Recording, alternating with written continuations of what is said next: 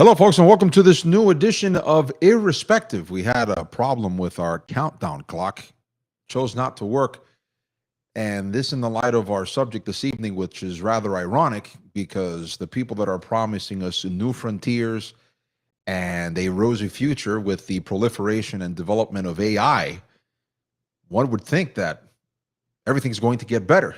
Well, guess what?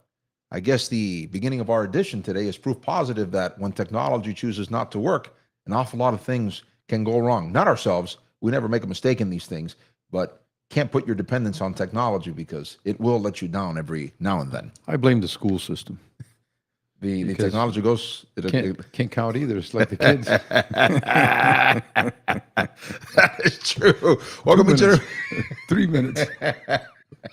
How many minutes? What do we have? What are these? Once again, welcome each and every one of you to this new edition of Irrespective. For those of you that might be joining us for the first time, my name is Gio. This is Jesus. As we had promised on Sunday's edition, we are going to be talking about your brain on AI. Yes, ladies and gentlemen, as one would expect when one knows what the human tendency is and the salesmen and the sales pitches that are used to convince the populace that a new technology should be developed, ought to be developed. They never ask whether or not there are downsides. They never ask what the negatives are. They never ask what the implications are for human well-being and for flourishing, and if there's a net negative or a net positive effect on these things. And therefore, we thought it would be important for us to take up this issue once again, especially being that MIT released a study that the media just did not want to cover at all. And we'll explain why that is shortly, because there's a lot of vested interest and ulterior motives on the back end of these things, which they will not, meaning the news media and other outlets, typically they say they report on these things. There's reasons why they don't talk about this. But a recent MIT study, and we'll read the article shortly, which was forwarded by ZeroHedge.com, says that the proliferation and the increased usage of artificial intelligence is actually making people dumber. Color us shocked. Wow. Color us That shocked. actually happened?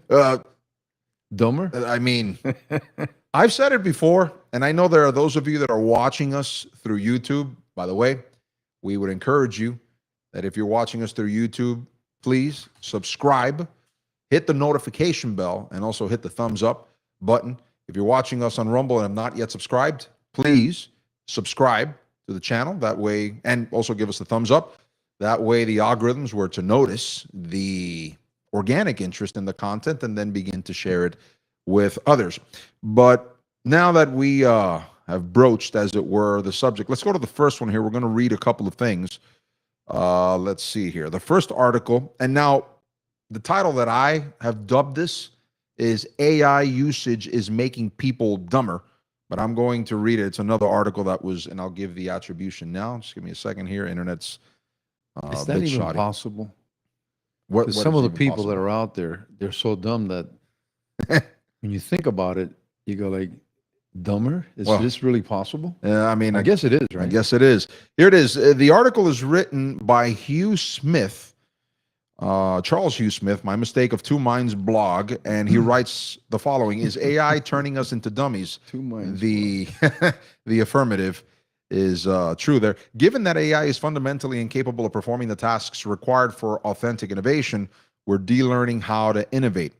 That AI is turning those of us who use it into dummies is not only self-evident, it's irrefutable. For example, ChatGPT, this is the title of an article, ChatGPT may be eroding critical thinking skills according to a new MIT study. There's a quote. This is a 205-page study, so it's pretty extensive, but the conclusions are inescapable. Quote, of the three groups, ChatGPT users had the lowest brain engagement and consistently underperformed at neural, linguistic, and behavioral levels. Over the course of several months, ChatGPT users got lazier with each subsequent essay, often resorting to copy and paste by the end of the study. The task was executed. This is another portion of the paper. The task was executed, and you could say that it was efficient and convenient, one of the participants, whose name is Cosmina, or last name is Cosmina, says. But as we show in the paper, you basically didn't integrate any of it into any of your memory networks. Smith continues, AI breaks the connection between learning and contemplating an academic task. With AI, students can check the box task completed, paper written and submitted without anything learning or without learning anything. And by learning, we don't mean remember a factoid. We mean learning how to learn and learning how to think. I need to pause here because I think it's important that we elucidate a bit on that point. There are those whom would say that learning is a natural process that you just pick up by going to school, by living life.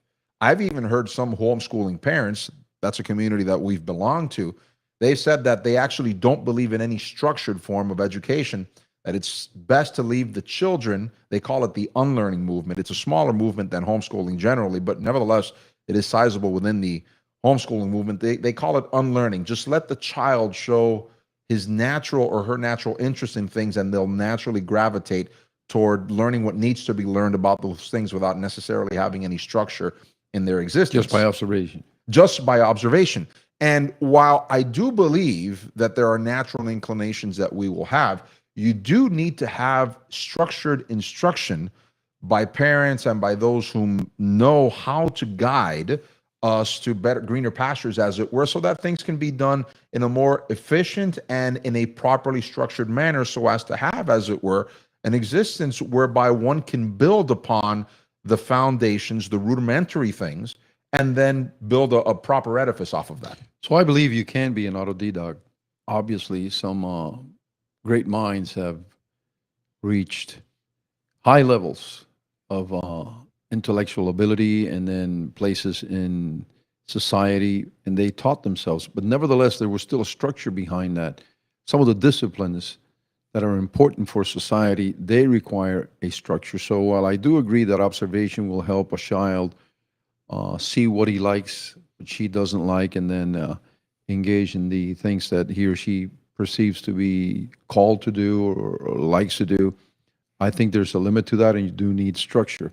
But rewinding to the previous point that you were making, if people are taken aback now by what's happening with AI, I wonder where they have been, because as you approach your favorite library 15, 20 years ago, you saw these books like Geometry for Dummies, Science for Dummies, and then not only trying to explain these things, but actually giving you answers or preparing you just to take the test. Not that you're going to know the material, not that you are going to be proficient in the things that you eventually are going to exercise yourself in, just to get you over the testing. And so when I see AI on the scene now and people embracing it, for me, it was just the next illogical step in what they're calling logical steps of learning or advancing. I have a friend who has a son studying law, and he is extremely concerned, and the son himself is extremely concerned, because he's saying maybe by the time I finish law school, there will be no need for the lower tier attorneys, and you have to start there. You're not going to get part of the firm, or you're not going to be signed on as a partner immediately. You have to be one of the top grads from some of the top law schools to be drafted into the firm like that. And the reason is AI. They were saying, or my friend was telling me things like, you have a case, the AI can just take all the books on law and case and procedure, and eventually the AI will be asked, how do we proceed with this case? And you don't need a meeting of the minds from the attorneys. The AI will spew out the answer as to how to proceed with that case. And so attorneys now, some of them, or people studying law, are thinking, maybe I won't have a job in this field anymore. Sure. I'm going to look at this based on what we were talking about just a few seconds ago with respect to our introduction as children to learning processes and structured learning, to something that the Bible says. Again, we're Christians. We look at these things through a Christian optic, a Christian lens, a biblical lens. And when I read the Bible, for example, the Proverbs, or the proverbist, he'll say, direct a child. Different versions will read differently, but direct a child, teach a child in the way that he will go, and when he is older, he will not depart from it. Obviously, implicitly in that text, we're seeing that the proverbist is telling us that there needs to be a structure. There needs to be a level of accountability. There needs to be a procession or a process by which you're actually passing knowledge to the next generation. Add on to this what the Bible has to say about the, what shall we call it? The not astuteness. I'm looking for another word here. The foolishness that is attached to the heart of the child. The only way to eliminate that is to correct the child. That's all part of learning. So inherently, we already have within a Christian framework an understanding that there has to be targeted, directed structuring with respect to the process of what learning should look like, what teaching should look like. If there isn't the process by which we undertake these things, then there isn't an organized fashion by which we can take information, absorb it, and then use it for our advantage and for the advantage of others. Take, for example, some might think it's not associated. It is running a business. If you don't have the required information to open a business, to maintain it, to make it successful, there are things that you need to learn about business in order to be successful at those things. If you just go at it, as it were, necessarily willy-nilly, and now we reintroduce ourselves back to the meta conversation of AI, now you start offshooting these things to the point where now you're saying, I actually don't need that internal knowledge anymore. I'd rather offshoot that to something else that, and we'll talk about this shortly, that someone else designed to manage those things for me. I think we're in a heap of trouble because now we're actually undermining what it actually means to be human. And also it dismisses the human touch that is necessary for administering things like businesses, like relationships, like learning, et cetera, et cetera. Those things can get undermined if we begin to, again, in this culture of comfort and convenience, the idolatry of comfort and convenience, begin to give those things away to the companies and the entities that are saying, we'll do that for you. It's very problematic. I've been listening to that verse that you quoted since probably my first few days as a Christian and gathering with other believers. And I always had questions about it. So if you don't understand at what point that was written and what the limitations were, then you can take that verse and twist it to the point that it'll turn your kids away from learning, away from comprehension and developing. Because let's face it, let's say that a fisherman, nice family, hardworking man, but he's horrible with numbers. She's just a stay-home mom. I'm not demeaning that. I think that is great. That is fantastic. But the child, which is the focus of your point, is he likes numbers. Dad can't teach him accounting because he doesn't have the knowledge. Mom can't do it because she doesn't have the knowledge. So there has to be a system in place that is fair, that is righteous, that can teach the child how to develop his abilities, because he obviously is coming to us gifted and he wants to work with numbers. And so that has to be there. Now, when that is removed to the point that you have another child, let's move on a couple thousand years, who likes numbers, but he all of a sudden understands or thinks or sees, what's the use in learning the numbers when everybody else is going to beat me at this because the computers and the AIs are working the system. Now you take 10 steps back, Right. and you're back to the situation where it doesn't really matter if mom and dad can't help you with what you really love to do, because the machines are out there not to instruct you, but to take your position in life. Yeah, there's also another aspect of this. We kind of look at it in a few minutes from early life and the development necessary is, and I'll mention one more thing here before I move on to that next point, because it just pops up in my mind and I have to mention it. Some people will say that when I'm saying that we need to have necessarily a structure, they might say, Gio, you've been an advocate for homeschooling for such a time now, and now you're saying that we need to take our kids to institutionalized government schools. I don't know why anyone would make that association with what I said. I've been consistent on this. It's the parent's primary responsibility. That's the way that God designed it. It's the parent's primary responsibility to engender, as it were, the process of learning, the love of learning, and a system, an organized system to collect, collate, quantify data, if you want to use a term, about life, and to use it, as it were, for one's own advancement and flourishing. That's just an essential part of it. The problem is that whenever we hear the word structure, even those of us whom are more conservative Christians, we automatically think, well, all of a sudden that means that they're directing me towards something that is directed by government. That's not necessary. Plus, I don't think you're saying that certain disciplines can be taken care of in the home setting. Right. You can't turn your child into a doctor and say, I know how to use a Band-Aid and alcohol, and therefore my son, my daughter is a doctor. At the level of Ben Carson. So- and so people extrapolate it however which way they like, whether it's up or down. I don't think that's what you've said at all No. today or in so many years that you've been dealing with this. Plus, going back to the verse in Proverbs, the teaching there is not just about academics. It's also about life and how to proceed in life. And then if you know how to proceed in life, you will also succeed in academics. So I think if people want to misconstrue what you at other times have said and say, well, there's a contradiction there, I don't see it, but some people choose to see contradictions in everything. Sure. Now let me touch on that next part, which I had suspended to make that previous point, and it's this. Let's face it, folks. ChatGPT, Grok, all these AIs, DeepSeek, the ones that's based in China. At the end of the day, it's the same selling point. Something that you should do and that we consider drudgery, and to Charles Hugh Smith's credit, he uses that word because it's what we have a tendency to associate with learning. We think that it is drudgery.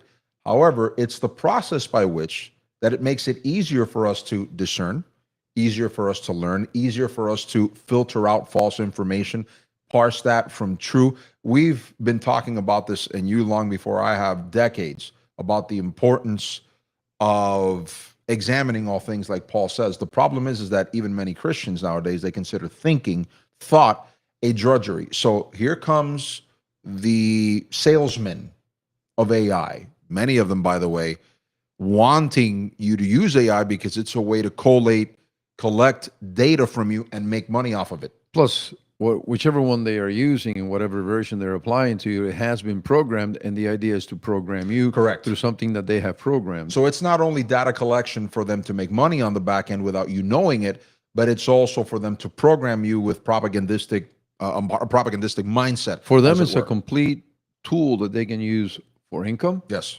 and to control you so they can manipulate you and bring in further income. I'm glad you mentioned it because now we're unpacking the nefarious nature of all of this. But here's the problem. Goes back to what I said. Now adults, instead of being the adults in the room, as it were, and saying, I'm not going to offload the responsibility for thought to what is in essence a repository of information. And even then, that's not necessarily the most accurate way to describe a chatbot. We've said it before, and I'll say it again. A chatbot is nothing more than an instrument that scours the interwebs for information, and then it summarizes it for the person. That's all it does, irrespective of whether the information is correct or incorrect. Furthermore, as we've talked about, those that design the AI, they write the algorithms to inform the AI, to set the parameters for what the AI can necessarily answer. This goes back to what we talked about. I mean, we saw an evidence of this, for example, on X just a few weeks ago, when someone seemed to have tricked Grok, and he got into, for about 24 hours, he got into exalting Hitler, and he said, my name is Mecha Hitler. That's what he started calling himself. He started calling himself a right-wing Chad and whatnot. Well, immediately Elon found out about this, and Twitter engineers, and they put Grok, as it were, back in this particular box. And the reason they want him in that box is because advertising dollars could be threatened if necessarily Grok answers according to certain ways. So their concern is what happens if he gets out of the box. Well, I'm glad you mentioned that, because then it goes back to the main point I'm trying to make here, which is this. Why would we offload our responsibility to think for ourselves when there are ulterior motives, when there are other things at play that are nefarious, that actually then makes us vulnerable to the machinations of these types of peoples and entities? So talking about nefarious, I think most people that are paying attention to what is happening with what is known as gerrymandering, and not just paying attention to what is happening, but actually understand that this Right. is something that started back in Massachusetts, and it's been used for the longest time, Right. except that it's supposed to happen every 10 years. And that is, you refashion, you reshape your voting district so you can get more people in the House of Representatives. To your party, whether Yes. it be Democrat or, I mean, Illinois, talking about gerrymandering, they were showing the map. It's got some of the worst gerrymandering I've ever seen. It's California, it's Illinois, it's New York, it's Massachusetts, you name it. The Democrats have used this for the longest time, And they're holding on to, yeah, but we only do it every 10 years, whereas Texas wants to do it now, and some of the states are joining in the If they fight. were in power, they'd do the same thing. Well, we're talking about AI. Right. So people are suggesting, since it's obvious that the Democrats are not going to move from their position, they're saying, no, every 10 years, they've been doing it all along. Now that they're getting hit with it, they don't like it. So they're wanting to hold back to the 10-year count when we get the census so that they can then make their moves, and then it'll be too late for Which conservatives. would or include the Republican Party. illegal immigrants. Right. And so people are saying, okay, since you Republicans and Democrats are not yielding, both of you are just bunkered down, why don't we take AI and have AI redistribute everything according to fairness? Big problem. Where the president now won in Illinois something like 30 something, 40 something percent of the vote, and they only have 17% Right. representation. Exactly. Why doesn't everybody say, let's AI do this? So there can be a good use for artificial intelligence if left without manipulation, but they don't want it. So There's no guarantees. No, but my point is this, Gio, that they want it only in the manipulated version. Correct. Because this Right. is something that they can use for, I'll go back to your word, the nefarious purposes. This also goes back to a conversation you and I Because had. it could bring a solution to this. Well, here's the thing. Again, if we're talking about just data collation, repository, and we were to just, as it were, allow it to do its thing, if we can use that terminology, and the data sets themselves are not manipulated, then one would say it's a much more efficient way of doing it. Because with the gerrymandering, they moved the line 2 blocks in because these people in these particular blocks here, this is the way they vote, and we want to make sure they're on our side. That's right. And so it's not really about the size of the population and whichever way they choose to vote was that's it, and period. End of the conversation. It's about moving those lines, zigzagging them any way that it takes, or whatever it takes to make sure that you get the votes, so you get the representation in the House of Representatives. So there could be a good use for these things. I advocate for a limited use of these things because I don't consider myself an enemy of technology and of progress. I'm just saying, unless you keep it, going back to your words, in a box, a righteous box, if you will, then it just takes all the evil and all the nefarious purposes that drive a lot of minds and hearts and souls, and it deploys it and it employs it in society. We're going to give an example of that Yes, very we are. shortly. Yes, we are. Let me say this for the audience. Some will ask me, you've already stated your position. Well, Gio, what's your position on the matter? Let me give you my more philosophical answer because I think it'll answer the question more succinctly. Knowing human tendency, knowing how we would prefer to not do certain things that we ought to do, and that's a not claim, by the way, that we ought to do for our own benefit, you have to wonder sometimes if the deployment of these things aren't already opening the doors to serious issues. Because at the end of the day, we are talking about people whom develop these technologies with the express intent of actually making humanity, as it were, obsolete. I'll give you an example. Read any of Noah Yuval Harari, who is the World Economic Forum's resident philosopher, and what he wants to usher in with what he calls the age of AI. People like Elon, people like Sam Altman, people like Peter Thiel, and others. When you read their vision of what they see the world eventually becoming, some say they use the word dystopic. I actually call it hellish, because these people actually want to supplant humanity. I remember you and I did a conference years ago talking about the issues of transhumanism. Yes. One of them that has actually taken a backseat, which was supposedly he was the man with respect to transhumanism, which this is all a part of. We're talking about it's a bunch of things that are going through my mind, and I'm trying to make sure that the stream of consciousness is narrowly tailored here. We've got a guy here who has written books and books and books and books of talking about the singularity. But one of the interesting things that I always found about his writings was how he said that humanity was going to be augmented. It's going to be an augmentation of our prowess, of our intelligence, of our abilities. And yet, as time has gone on, you begin to see that it's more of a They're starting to admit it now, but it's more of a no. What we want to do is actually replace humanity in a sense. So this is why I have so much caution with these things, because since you know what these so-called titans of industry and these people who are trying to advance certain things want, you become more cautious with every single promise that they make about these things. Let's play this. Here's another to prove the point. Jim Acosta, yes, that Jim Acosta, the guy that Trump humiliated over and over again during his first term in the White House, and he seemed to enjoy being humiliated by Trump because Trump called him the personification of fake news. He was fired from CNN. Now he has his own Substack, which approximately reaches maybe 3 people. I think he kept creating problems for himself because he found that he got ratings and he became popular. Right.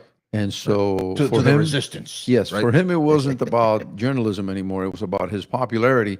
And now, even though he claims that he did not reach out for this interview, he was contacted, but nevertheless, he did not have to take this interview. Right. You see that it's still about the same thing with Jim Acosta, which brings to my mind, at least, how the good shrink, Dr. Phil, was approached by the Britney Spears Right. camp, and he was all willing to help her, but let's get the cameras rolling. Right. And you wonder, because Britney Spears was a mess. Well, she's still a mess, but she was a bigger mess back then. And I guess that was her cry for help. And he said, "Fine, I'll help." But you know, Here's this popular guy that supposedly can help you. the cameras. We have to tape this, and it all became about the numbers, the television ratings, etc. Yep. And so when you listen to this, keep in mind a few things, especially you that are Christians, that might have this soft spot because, like Gio and I, we feel for the parents of those kids that were lost at Parkland, it was a massacre. Yeah, it was a Let's massacre. call it what it is. It was a massacre. So we feel for the parents. Yep. But you cannot take what happened and then deploy it so as to exploit feelings and get a point that you believe is something that should be said and communicated and repeated. And instead of arguing and having an open debate, now you're trying to manipulate Right. people into reacting Yeah. by using something like this, which I found on the one side very sad, and then on the other side it angered me. No, it is. Look, I'm going to use the word, and I'm going to use it for myself. It's just downright evil. Because when you think about it, you don't exploit a personal tragedy and use that in a way to advance a cause that will limit and impinge on the rights of others, which is exactly what has happened here. And this coming from the parents. Right, exactly. Because, like I said, Acosta plays a role in this, but the initiators, according to what has been reported, Yes. are the parents themselves. Some of you are asking, what does Jim Acosta have to do with Parkland and the parents of the deceased at Parkland? Let me explain. Jim Acosta has a Substack, and on that Substack, he was interviewing an AI version of a deceased person, a person who was killed during the Parkland, Florida, or the Parkland High School. Joaquin Oliver. Joaquin Oliver. Why? Because a few years ago, his father, according to the reports, and I've seen the reports, you've seen the reports, after the son was killed, the father decided to purchase a yellow school bus and retrofit it, outfit it with some other things to advance, as it were, to do advocacy for gun control. That's what he has been doing for some years now. And one of the things that he's been doing is that, if I'm not mistaken, he paid certain persons who work with AI to take his son's image and the image of other people's children that were killed at Parkland and to use their voices and their images to advance gun control and to manipulate people emotionally. It's an into avatar supporting of them. sorts. It's an avatar. So Jim Acosta decides to do this. We have the clip for you folks. And he interviews this AI. It's just a clip because it was a long so-called interview. But this is in essence what happened. I would like Take a to look. know what your solution would be for gun violence. Great question. I believe in a mix of stronger gun control laws, mental health support, and community engagement. We need to create safe spaces for conversations and connections, making sure everyone feels seen and heard. It's about building a culture of kindness and understanding. What do you think about that? I think that's a great idea, Joaquin. So It's an animated picture. If you didn't notice, Right. that's all it is. Right. But there's a couple of things here, folks, that we need to ask the question, because I know what some of you might be defaulting to, but why won't you give this father, you personally, Gio, why won't you give this father the benefit of the doubt? First and foremost, we need to ask questions. And this is part of what I said earlier that allows us to continue to be critical, independent thinkers. What makes you so sure? What makes me so sure? What makes any of us so sure that Joaquin Oliver would have been of the same opinion of his father? Maybe he would have had a different opinion about gun control. Maybe he would have been completely against it. But now he's using his deceased son's image, again, a personal tragedy, to advance a political end, which actually impinges on people's rights. Did you folks know that earlier this week, while everybody was talking about what had happened at Blackstone headquarters with the shooting in New York, and there was another mass shooting, if I'm not mistaken, in Montana, and then another one today in a Georgia fort, if my mind doesn't fail me. This past week in Michigan, there was an individual who had gone to the gun range. He forgot that he had left his gun on his hip, by the way. I think he went into a Walmart, and there was a guy that was about to go on a stabbing spree. This guy took out his gun. He defended all of the shoppers, and he killed the guy that was presumably, he was going to be there to kill people. As much happened. No one in the media reported about that. My point is, and I'm tying that into this, notice how they're using the AI version of this, of a deceased person, to get you to think in a certain way, to incline you in a certain way, and using a personal tragedy, using the image of the kid, the supposed voice of what he would have sounded like now, in order to get you to a particular point. So this goes back to your earlier point then, and the one that I was making as well. These things can be used for nefarious purposes. They can be used for nefarious purposes. Among them, in essence, telling people, we'll do the thinking for you. Among them, demanding that in the name of show your compassion, show how good you feel about this, turn over your rights, et cetera, et cetera. You can begin to see the various examples of how these technologies can be used and abused for some really, really, really dark purposes. So deflection is a tactic. Answering a question with a question is another tactic. And then somehow taking your focus off the central point that you are having a debate over and moving it to another is another tactic. And all of these things are used so that you can't really see the totality of the picture that is in front of you. In the case of Oliver and getting this animated picture to say, let's do away with all the guns, I've heard people argue silly things, but this one is about to come down the pipe from Christians. And so be very careful with this one. It's not the first time that a dead person speaks to us today. And of course, curiosity kicks in and you go like, what? You're actually talking about consulting the dead? They'll go, no, I'm talking about books. I'm talking about videos. I'm talking about films. A lot of these people that still influence us today, and they talk to us today via the media that was left behind, they're still talking to us. So why are you guys getting bent out of shape? Especially Christians. Why are you so hard on this family and on the families of those kids that were killed at Marjorie Stoneman? Was Marjorie Taylor Stoneman, I think something it is, like that. So what you need to remember is whatever these people said, including Christ, Paul, and Christ is alive, by the way, in case you hadn't noticed.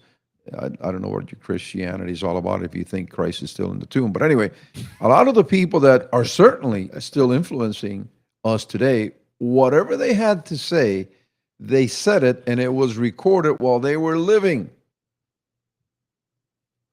In other words, if we create an AI of Paul saying whatever this generation wants Paul to say, now you're deceiving yourself. How many people are going to prefer that than actual reading? This is to our point. But the point is, Gio, that they'll take the argument, the debate, the conversation that we're having, and they'll move it over here like, we have dead people talking to us today.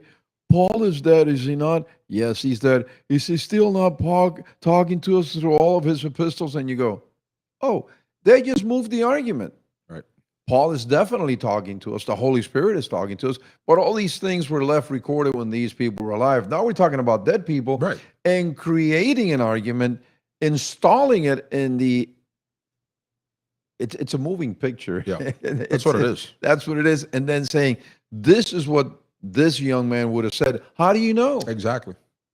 How do you know? Exactly. Yeah, but people aren't going to ask that question because, again, we live in a generation that, and it's one of the central reasons why AI is being proliferated and used more. People would prefer not to have to think about these things because they think it drudgery, even though that drudgery is what helps you filter out the false from the true. It's why, and we continue to say it, we've told Christians over and over again, there's a very specific reason why Paul says examine all things, but there's that spirit of the age that says, no, let others do the thinking for you. But again, Gio, if we are to be the light of the world and the salt of the earth, we have to understand debate and conversations. Unless you pick up on the fact that they astutely move the argument to their corner, they don't keep it centered where it should be, then you lose. Look at this situation. In one case, in 2024, an AI avatar of a road rage victim was played during a sentencing hearing in Arizona. The video featured the recreated victim delivering an impact statement to the defendant, ending with a message of forgiveness. The presiding judge praised the moment, saying, "I love that AI. Thank you for that.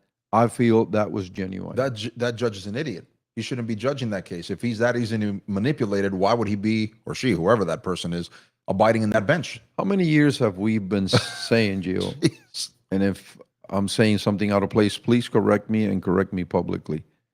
How can we embrace psychology in a courtroom when you have the defendant bringing in one psychologist saying one thing, and the state or whoever is accusing coming in with another psychologist saying something completely different? Yep. Who is right? With AI, notice this is a courtroom setting. Right. Where supposedly it's supposed to be divorced from any emotional, any emotive manipulation. It's supposed to be clear of all of that. It's just facts. And the judge says, I'm quoting, "I feel that was genuine." Well, then the judge is an idiot. I would hate to have that judge deciding a case, especially if I'm innocent. I don't know what the sentencing is on this case. I don't have those details. But whatever the sentencing is, if it can be proven that the judge was moved by this, they're going to have to rehear at least the sentencing part of this. Because it's no longer fact-based. Now we're allowing emotions into play here. And so I bring back the point that I mentioned previously. I know it may sound simple. I know it may sound very simple. Unless you pick up on the fact that once they know you're right and they're wrong, they're going to move the conversation to the point that they need to have it, so you no longer go down the trail of righteousness and where you know you're correct. Unless you pick up on that, then all of a sudden you follow their lead to that point of conversation, which leads to that end of the conversation. Some will ask, and I think rightfully so, well then, Gio, Jesus, what are your general recommendations? And some might even ask, what do you guys personally do to ensure that you don't slip away, as it were, with the tendency of the age? I'm going to give my own answer, and then I'll let you speak for yourself, or not let you, but you can speak for yourself on the matter. But this is my advice. I'm going to go back to something that, talking about dead people, right? Neil Postman, by the way, something also comes to mind. I didn't mention the person who was talking, the famous figure that was talking about transhumanism, Ray Kurzweil. I apologize for that, but Ray Kurzweil was the man of transhumanism for a lot of time. And it's funny because now in the conversations amongst the transhumanists, now it's Peter Thiel, it's Elon, it's all these other guys that have replaced him. But Kurzweil's still operating in the background there because God knows how many books he actually, wrote and continues to write about the singularity. But going back to it, I'm going to go back to one of the authors that impacted my thought on the matter the most was Neil Postman. Amusing Ourselves to Death. I've recommended that book. I continue to recommend that book because it really showcases how media and its trajectory, and more specifically, how people allowing media and the forms with which media are done to think for them has generally led to a decline in intelligence. And you saw it, he himself noted it with the advent of television, and more specifically television programming, and then with the advent of the internet and so on and so forth. Again, we're not saying necessarily that the technology itself is evil, but how do you use these things? That is the important thing here. And also with respect to AI, it's the same thing. I'll give you an example. Earlier today, I asked because it's a sport that I played when I was younger. I know you did as well. I love baseball. And I asked one of the so-called more neutral artificial intelligences out there, has Moneyball, or what is known in the baseball world as sabermetrics, destroyed baseball? Because there's differing opinions. There are people who will tell you, yes, sabermetrics have improved the game. Others will say, no, it has actually dehumanized the game. I ran an experiment. I said, there on all of these AI websites, there's an icon that's a little circle with an arrow at the end of it, because you're asking it to regenerate the answer. And I said, let me see if it gives me the same answer over and over again. When I asked it the first time, it said, don't believe the morons out there who say Moneyball has been bad for baseball. And it gives me all these reasons. I said, let's regenerate the answer. As I continued to regenerate, I'd regenerated the answer 4 or 5 times. The opinion started to change, until the last answer that it gave me was, no, Moneyball has actually been a disaster for baseball. So you look at that and you say, wait a minute, obviously this technology then is flawed, but a lot of people are not going to see that. They're going to see via the lens of the promises that are made to them via these things, via the proliferation of these technologies, say this is an absolute good. There is no negative thing. So I go back to Neil Postman. Neil Postman said something in one of his last chats before he died in the 80s. He said, there is this culture in America, it's unfortunately here, but it's true. If they were to present, let's say, technology X to the audiences, and they would say, this would give you this advantage, this other, and this and other advantage. However, if you adopt this advantage, we're going to be honest with you, it's going to destroy your life, it's going to destroy the environment, and have all of these other negative consequences. He said that most Americans' attitudes would be, what the heck, let's go ahead and give it a try anyways. That is unfortunately the thought process of the culture. And we as Christians are not called to actually go with the grain of whatever the mainstream says. The Bible actually tells us to think according to biblical principles. And I have, as it were, I think we have our own methodology of how we continue to make sure our minds are active. And I'll get that shortly. I just don't want to take up all the oxygen here. I want to hear your answer. Well, I said it before. We're answering the question individually as to what we think of technology and progress. I happen to enjoy technology and progress, and I think even the Bible kind of informs us that there is a place for it. David was an inventor of arms and instruments. Yep. That's technology. Yeah, but it was way back then. It's still progress. It's still technology. I still enjoy mowing my lawn. You don't like using the scythe? Well, I was. It's something that I actually picked that up from a gentleman who said, my doctor said, at least mow your lawn so you can get some exercise in.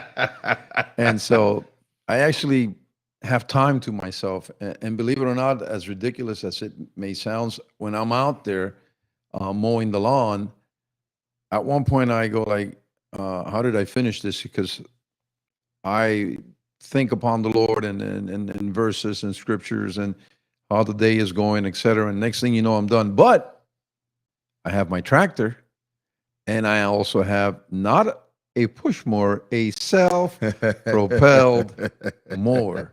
So while I'm still doing the lawn, I am employing and deploying some progress. Number 2, the fact that we're doing this the way we are doing it means that we have made and are making good use of this. Yeah. So as long as you keep it righteous, and as long as you don't destroy other people in the use of progress, to the contrary, you help them, you prop them up, I think progress is a good thing and something that I welcome. But again, you've used the word a few times today, and I'm going to repeat it. Beware of the nefarious people with nefarious purposes, because you will get the evil outcomes. And so while I do like technology and progress, I also say ask the questions, ask the difficult questions, and opt for the difficult answers if you see that going too far with something will actually hurt us at the end. I think if I were to give one final advice before we sign off on this, because people like to hear, and I think it's proper. Can you give me a couple of solutions to make sure that I don't fall, as it were, into this trap that you guys have talked about this evening? One thing that we have recommended for years, and I think now it's more imperative than ever, even more than in the past, I think that case can be made, is to learn how to read books.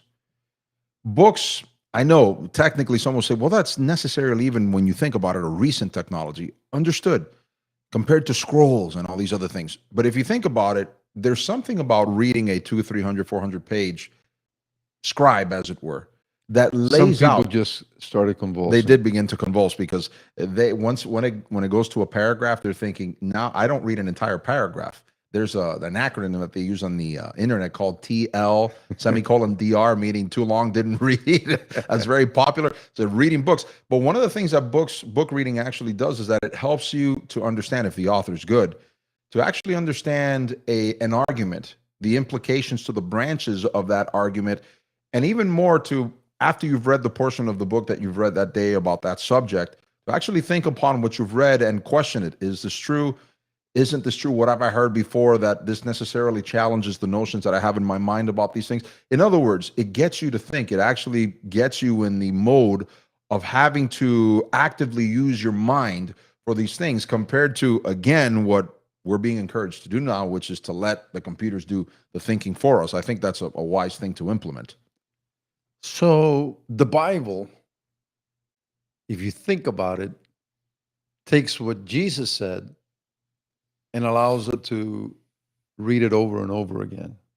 Where am I headed with this? Give me 30 seconds and I'll tell you exactly where I'm headed with this. And it has to do with, at one level or another, embracing technology. As a pastor, I saw many, many people that just didn't read their Bible. And these were the same people that were always complaining about traffic. Takes me an hour to get home. I hate traffic. Takes me an hour to get home. And I suggested, why don't you take the Bible, what Jesus said, An audiobook format. it's Right. another form of recording what Yes. Jesus said, Right. and use it while you're stuck in traffic. Yep. A lot of people came back and said, thank you.